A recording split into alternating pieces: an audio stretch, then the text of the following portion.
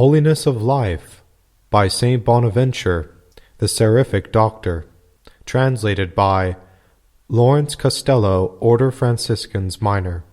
Neelobstadt, F. G. Holwick, 1923, Imprimatur Johannes J. Glennon, 1923. Holiness of Life was addressed to a Poor Clare of Bonaventure's acquaintance, probably Isabella, the sister of Saint Louis, King of France.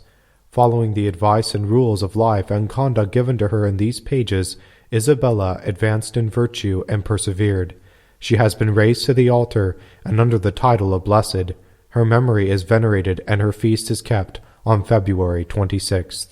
A foreword by the Bishop John McIntyre, Archbishop of Birmingham.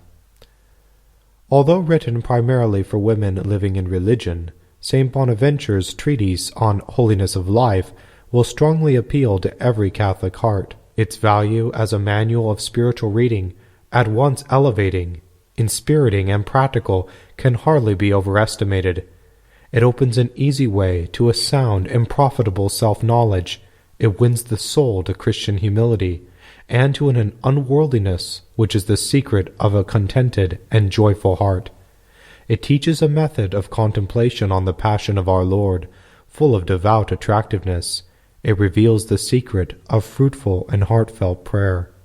In a word, it treats of the great and permanent things in spiritual life and practice, and does this with such living fervor that it sets our hearts on fire.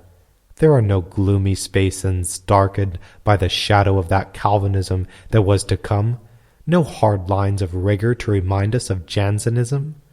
Everywhere we find the cheerful and seriousness of Catholicism, the reflection of the soul of a saint who lived in the bright and spacious days of that glorious and supremely Catholic century, the 13th. To those acquainted with the life of Saint Bonaventure, his very name will be a sufficient recommendation of the treatise now translated. John Gerson, the learned and pious chancellor of the University of Paris, set the highest value on the writings of Saint Bonaventure. He regarded Bonaventure as the most perfect of the university teachers. He did not know if the university had ever produced his equal. He applied to him the words of our Lord concerning St. John the Baptist.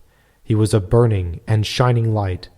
Therefore he compared him to the cherub and to the seraph, to cherub for the brightness of his intellect, to seraph for the burning fire of his heart. He had not found any teaching more elevating and salutary than his. He admired him for keeping clear of curious and useless questions, and for being solid, safe, and devout in all he said. To the testimony of one who knew St. Bonaventure in his writings, it will be interesting to add the testimony of one who knew him also in life. This was Peter of Tarentaise. He was a Dominican, and had been professor in the University of Paris, where he won the title of Doctor Famosissimus.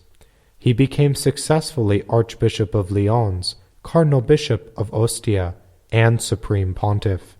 He is beatified and known as Blessed Innocent V. While yet Cardinal Bishop of Ostia, he had taken together with Saint Bonaventure a prominent part in the Council of Lyons. Saint Bonaventure died before the council had concluded, and when the Pope and council attended the funeral service in the Franciscan church in Lyons, Peter of Tarentaise preached the funeral sermon. His feeling towards Bonaventure is shown in his choice of text, for he chose those tender and touching words with which David had lamented the death of his friend Jonathan. All who listened to his discourse would have approved of the description of Bonaventure as one who was always gentle, affable, humble, pleasing to all, so that all who knew him held him in high esteem and had great affection for him. Saint Bonaventure's writings reflect his character. Like the saint himself in life, they have a magnetic power which draws the heart to a desire of higher things. They conquer, not by force of eloquent language, but by the persuasive attractiveness of a calm and beautiful spirit. The transparent humility of a great soul puts to shame all the vanity of our littleness. His thoughts glow frequently with mystic splendor, which warms and inspires. The treatise on Holiness of Life is written in an easy and familiar style. It is like a friendly talk. The mysticism is subdued, and there is not wanting, as in the section on silence, an element of keen observation and humorous sarcasm.